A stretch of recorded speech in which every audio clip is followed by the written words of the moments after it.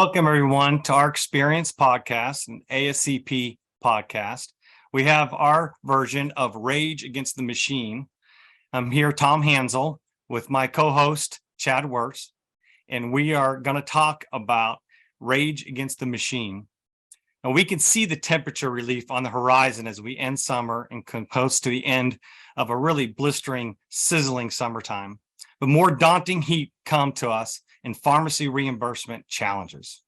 What will the Inflation Reduction Act and continued threats from PBMs do to keep the sweltering heat hanging over our industry? As we navigate the scorching terrain, we find ourselves parched for proper support, like desert wanderers searching for an oasis. The sun beats down at us, leaving us frustrated, wondering how to keep our pharmacy from feeling like a desert mirage. But fret not, as our expert speaker steps forward like a seasoned lifeguard, armed with the coolest tips and ideas to help us beat the heat of reimbursement hurdles. Our guest comes to us with decades of GPO, insurance, and pharmacy reimbursement knowledge. Today, we will talk to her about current reimbursement challenges, hear suggestions on staying hydrated with proper strategies, and look ahead to getting our thirst quenched on how to maximize reimbursement in this budding long-term care at home marketplace. I want to introduce Sarah Fenwick. Sarah, welcome to our show. Please take some time and tell us a little bit about your background before we jump into our questions. Thank you, Tom. Thank you, Chad, for having me here today. I appreciate the invitation to participate in a lively discussion today. As you've mentioned, I've been in the business for over 20 years now and continue to serve the advocacy needs of the pharmacy business.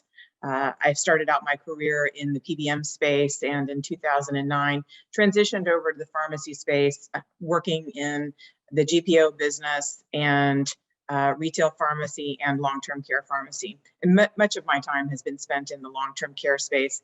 I've also been a member of NCPDP since 2008 and have continued to advocate for the pharmacy business and represent their interests in pharmacy. Sarah, tell us, I know that you are in this grind every day. You're battling with PBMs and there's all kinds of changes going on. We're getting some positive feedback from Congress and different senators and congressmen and women they're becoming aware. But from living this your whole life, kind of tell me what's the state of the current union when it comes to PBMs, and if you feel that there's any real kind of push for potential change. Right now, with the Inflation Reduction Act, I think that PBMs are currently trying to get their footing underneath them with the changes that are going to be coming in 2024. A lot of those are going to be stemming around the DIR going away,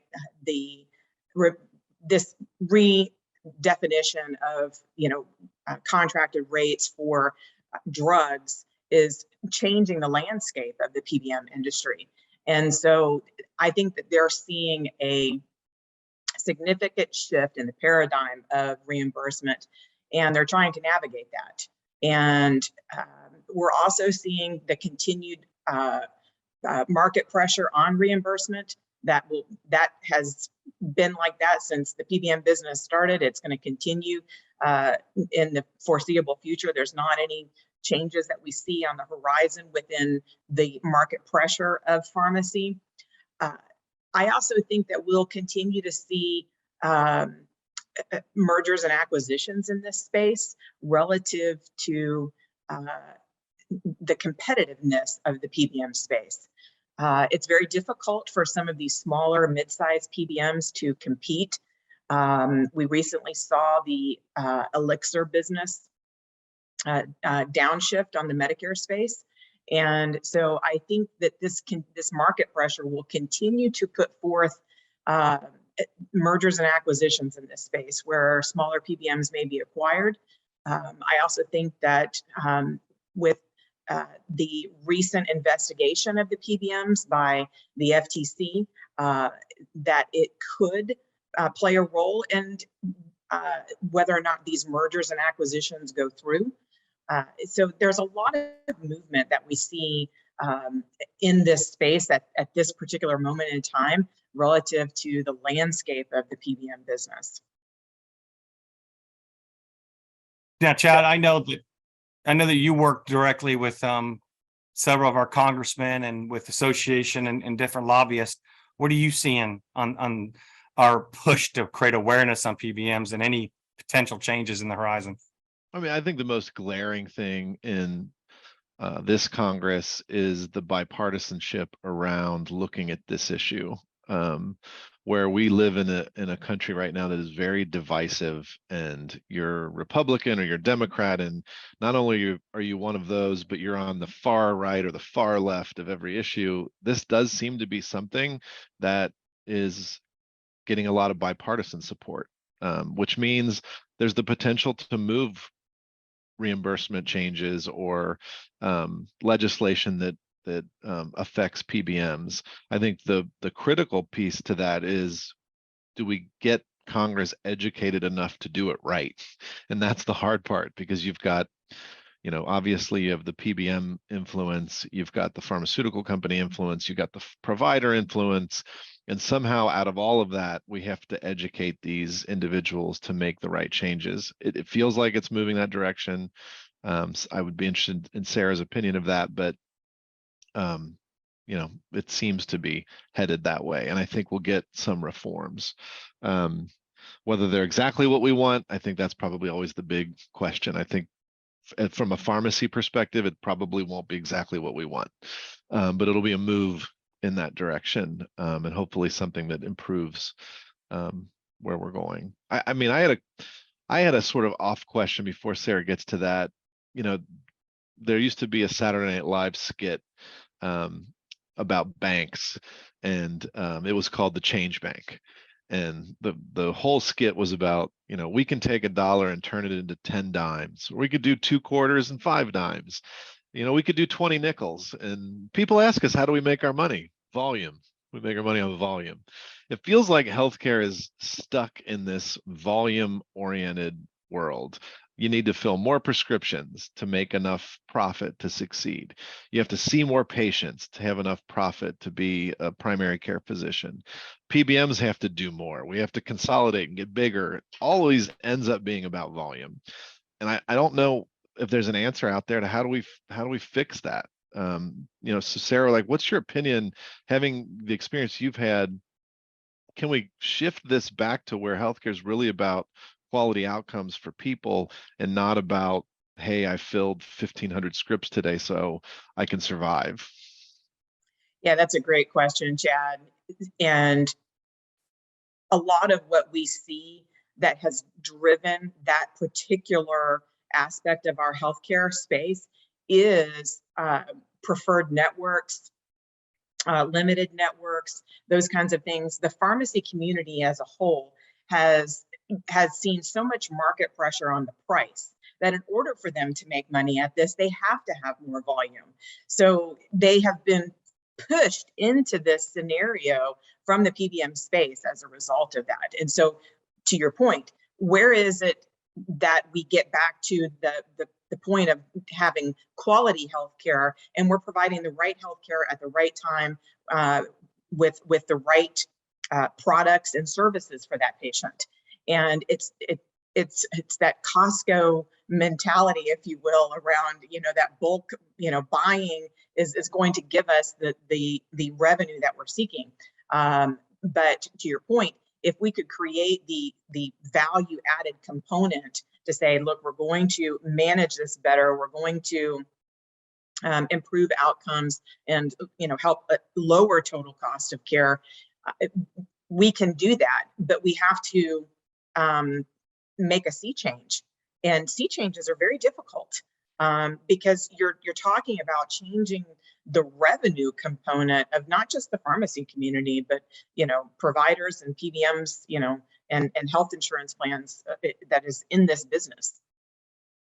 Absolutely. And to Chad's earlier point about Congress not necessarily getting it right, the DIR fees is a good example of that. People were pushing and I think creating that awareness on the patients really getting taken advantage of because they're not getting the discounted price till 6 months later, the price drops. And so the copays are unnecessarily higher.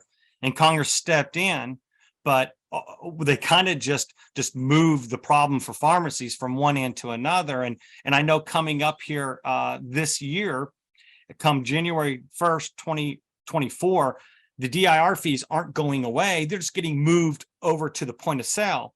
And so if pharmacies that are dealing with DIR fees, I know that doesn't apply to a lot of our long-term care nursing home, but for anybody that's taking care of IL or long-term care home or retail, they're going to get double whammied with having to pay for Q4's DIR fees at the same time they're paying for Q1's DIR fees.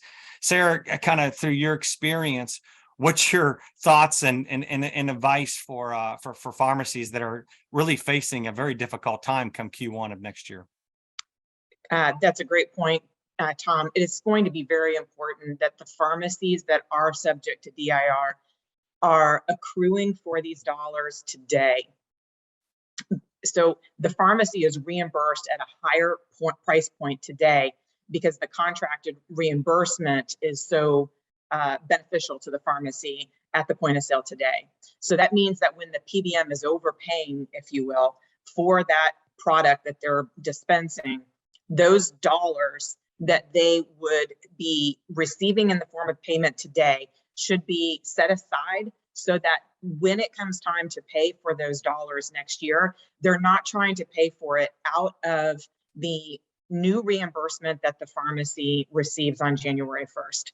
Prior to DIR going into place back in 2010, pharmacy rates back then were at the point of AWP minus 18 and 19 and 20% off back then. So the PBM has shifted the dynamic over the last 13 years relative to pharmacy reimbursement. And if the pharmacy is not accruing appropriately for this, then they find themselves in a difficult situation when the clawback comes in the following trimester or quarter, however the recovery is happening.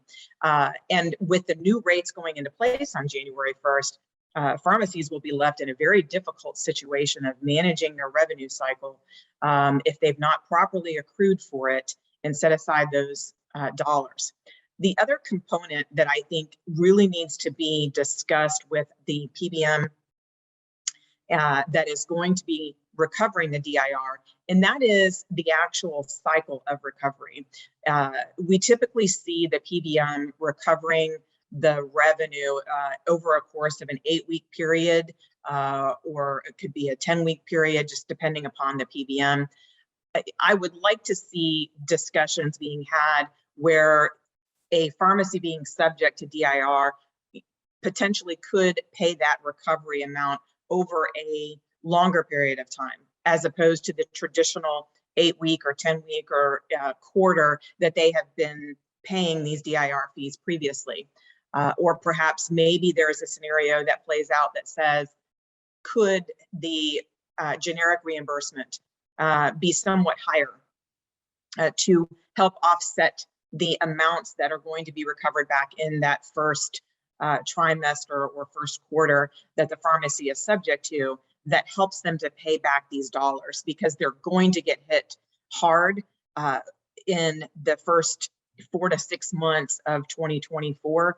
And it's going to be very difficult from a cash flow perspective for pharmacies to manage that as they continue to try to run the business, buy from their wholesalers, and continue serving the patients that they serve. Sarah, did we make a mistake? I shouldn't say we make a mistake. Was this a mistake to push so hard for the elimination of DIR fees? Because ultimately it sounds like what we got was what you just described, which is, yeah, you don't get cash flow for a quarter or two that you then have to pay some of it back. You now get paid the most restrictive reimbursement up front. And it's created this scenario where you're going to be paying that back quarter from 2023, and then first quarter 24, you're going to be basically reimbursed at the, razor thin level. Yeah. Was this a mistake? Because I mean, some of the organizations pushed for this. Yeah, Understandably so, and I can understand why the industry is pushing for it. There's a variety of reasons, right? One, it's hard on the pharmacy. Two, it's hard on the patient. And in the end, I believe it is the right thing to do. However, I would suggest that we could have been a little more thoughtful around how we unwound DIR. Yeah. And perhaps CMS could have provided some guidance to the Part D sponsors around unwinding DIR and the financial impact that it would have had on the pharmacy community, so that they're not exposed to this enormous cash flow problem in the first 6 months of next year. And so if there was guidance from CMS that said to the Part D sponsor, hey, we need to take measures such as allowing pharmacies to pay back the DIR over a longer period of time, or adjusting the brand or generic reimbursement accordingly, so that pharmacies can, not be put into such a difficult situation of cash flow problems to buy their drugs, pay for their overhead and employee expense. Those are things that are real, especially to smaller independent pharmacies. And even the large chain pharmacies, do they still have to manage this? Yes, they manage it on a much larger scale because their DIR dollars are in the hundreds of millions. And those recovery dollars, in addition to that, market pressure on the price, really becomes difficult for them to manage as well. So is that something that we should be working on now with CMS, or is it's going to happen the way it's going to happen? I think there should be some guidance from CMS. Mm-hmm. CMS issued some guidance back in 2021 around the long-term care at home space. Mm-hmm. And they issued the guidance communicating to the Part D sponsors that patients who are receiving institutionalized level of care should be treated as an assisted living type patient. So in the same token, I think it's absolutely important for us to communicate this to CMS and advocate for change, so that the Part D sponsors can pivot now before the January 1st, deadline, comes. And on January 1st, we're then subject to those new rates. They have the opportunity now to make those changes. They won't if we don't do anything. Right. Sarah, we touched a little bit on the Inflation Reduction Act. I know that you have lots of experience with GPOs, and I know that some GPOs out there are making some major changes right now as we speak.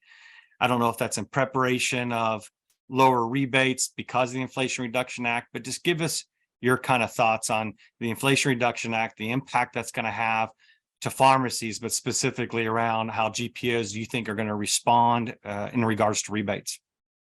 Sure. So there is certainly an opportunity for the GPO business to pivot and identify how they can serve their membership base in a better way relative to renegotiation of contracts for some of the manufacturers, especially as we look at insulin prices and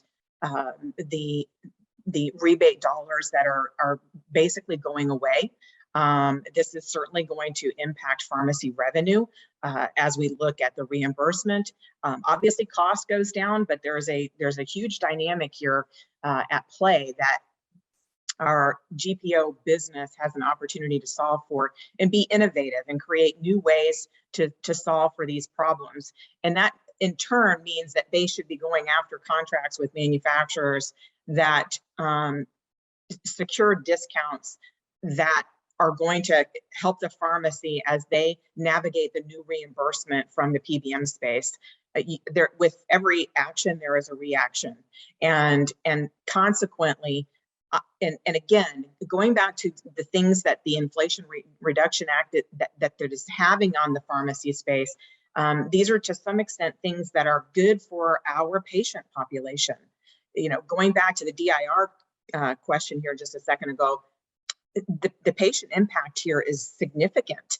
patients were paying more at the counter because of DIR, because of those rates. In the same token, the Inflation Reduction Act has the opportunity to save our patients, your neighbors and my neighbors, dollars at the counter, because the insulin dollars are going to be cheaper for the patient. But that is going to create significant cash flow challenges for the pharmacy community as reimbursement goes down. And likewise, cost goes down in the same token.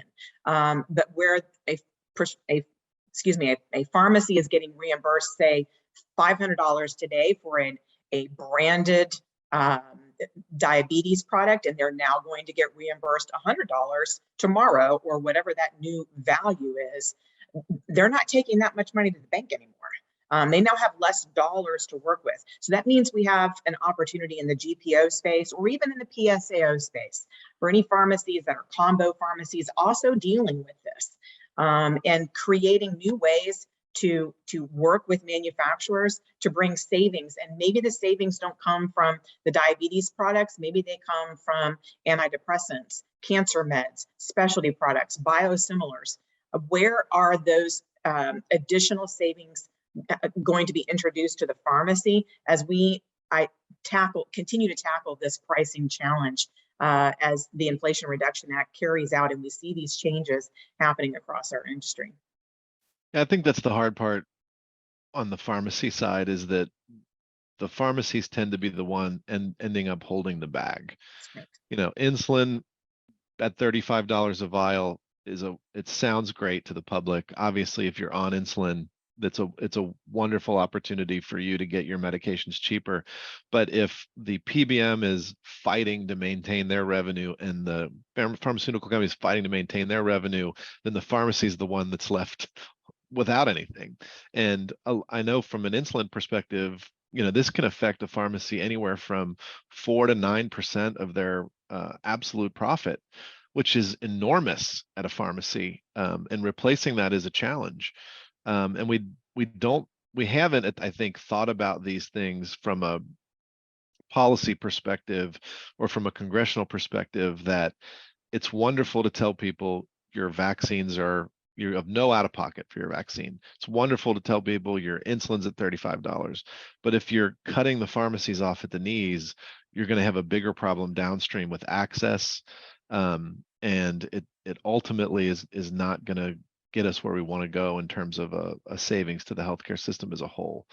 And that's another challenge, I think, unfortunately, that pharmacies are going to face in the same first quarter of next year, is how do I replace the profit that I was making on some of these insulin products, a fair profit, because now there's no dollars in there. And they're going to have to look at different ways to replace that.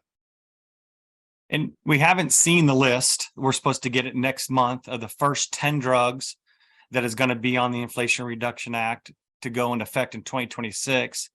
But experts are saying it's going to be things like Eliquis and Xarelto and Symbicort, which seems very targeted almost to long-term care, because these are the medications that obviously that we use more than any other sector of the business. So what is the pharmacy supposed to do? What advice, Sarah or Chad, that you think pharmacies should start looking at once we get those drugs? And if it is those type of drugs, what's the focus? Sarah, you want to start? Or go ahead. Sure, thanks. So I think there's a couple of ways that we could approach this. One is going back to your comment, Chad, around value-based care. Pharmacies should be looking to partner with organizations that they can drive value and savings to the plan sponsor and or the prescriber community. Quality bonus payments are available from Medicare. Those quality bonus payments that are going back to the Medicare plan and potentially ultimately to those prescribers for avoidance of ER visits, avoidance of readmission. And if the pharmacy community can continue to drive value for prescribers and even in the skilled nursing space, along with health plans, I think there's an opportunity for them to generate alternative revenue and to continue working to supplement revenue through alternative means to to provide them the cash flow that they are going to need. So I think that's part of it. I think the other part of it is ensuring that the pharmacy community is working to advocate for change in the space. You pointed out, Chad, about, can we see Congress and CMS, help the pharmacy community as we serve the long-term care at home patient population, folks who are aging in place, they're not being admitted into a skilled nursing facility. Can we work to advocate for the reimbursement that pharmacies should receive for providing those that additional care that they may not be given today if the pharmacy is getting paid at a retail type of reimbursement that does not compensate them for the unit dose packaging, the delivery of the medication, the coordination of care with the prescriber, and on these list of things go, that a pharmacy that is serving this complex patient who's institutionalized at home, receiving home health care or caregiver from the support of a family member or friend, pharmacies should be compensated for this, and the industry itself needs to make a change. And therein lies, I think, part of our opportunity to help keep pharmacies viable as we change in the post-COVID world around how we are actually serving patients. Prior to COVID looked different, and now it looks more like a telehealth slash age in place long-term care at home model, and the industry needs to pivot and make those accommodations for the changes. Yeah, I think what I would add to that is, throw the other buzzword of AI into that. I think that's going to play a significant role. Tom, to your question, what do we do when we get this list September 1st? I think the first answer to that is, well, we've got 2 years. That's a good thing. So this isn't going to happen to us till 2026. I think, to Sarah's point, we have to stay focused on first quarter of 24, which is, if you are influenced heavily by DIR fees, what are you doing about that? And then secondly, for these areas where you're going to see a drop in revenue because of $35 insulin, what are you going to do about that? That's going to hit you next year.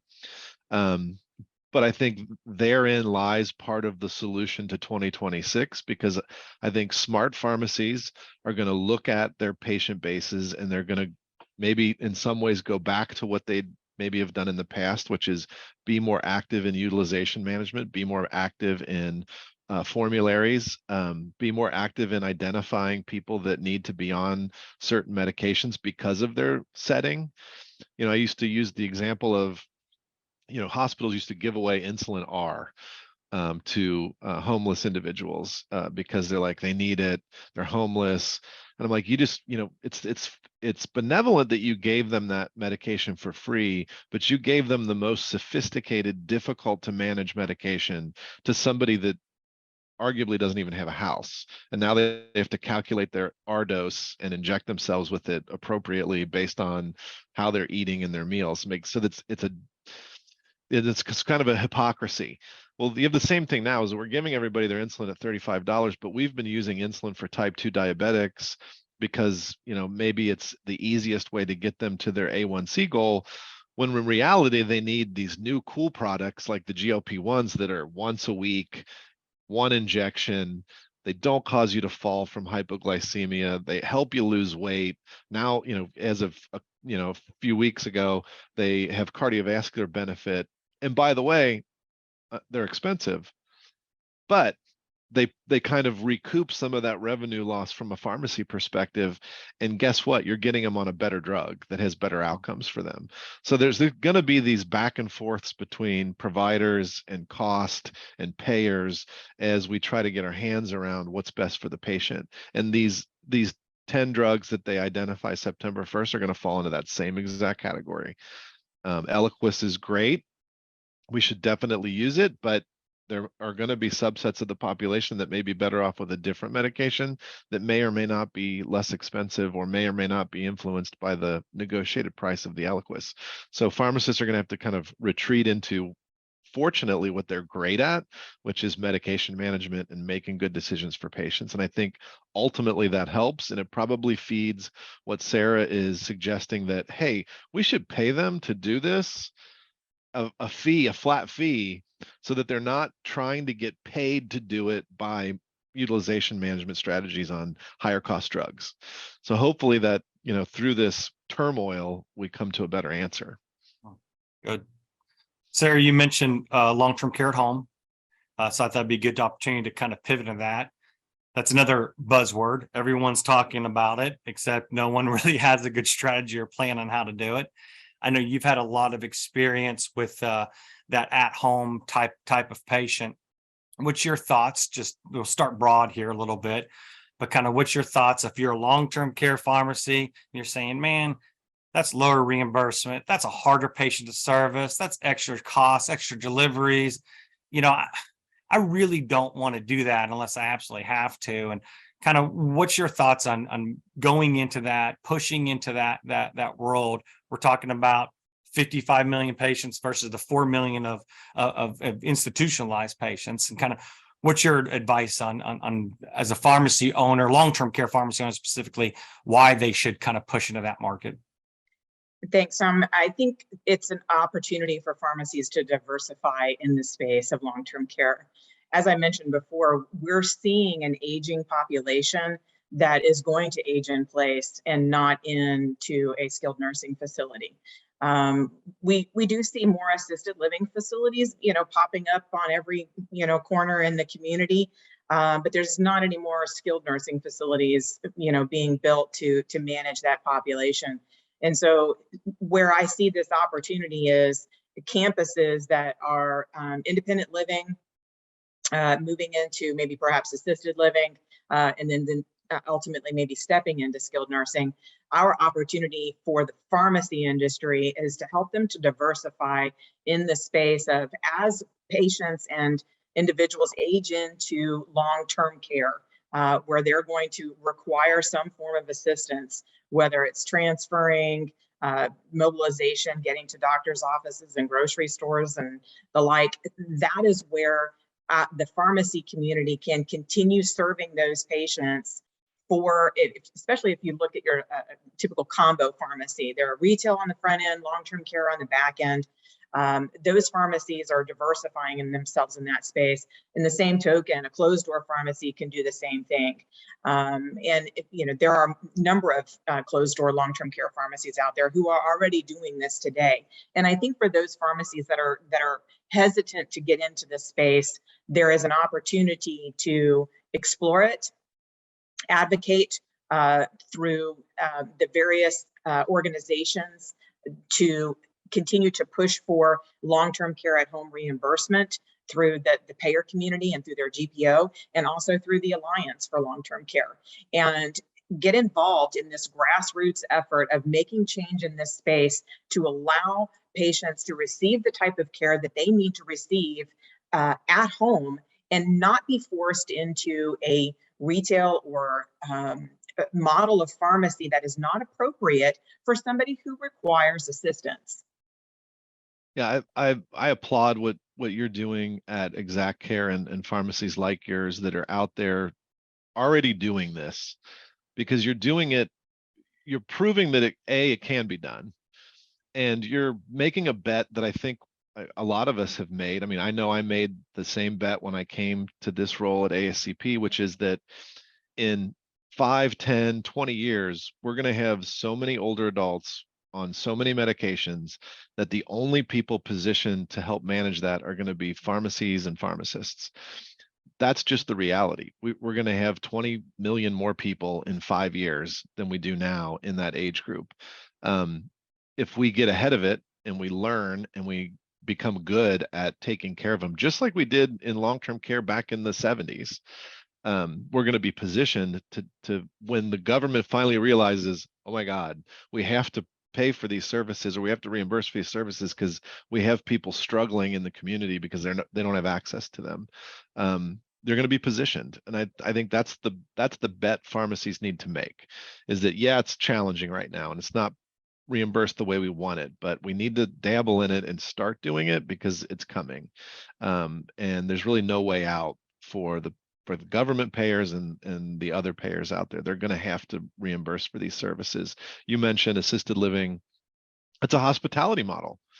You know, you have to have money to go into assisted living. The government doesn't pay for that. So if you're a dual eligible individual, you're either in a bona fide nursing home, or you're at home.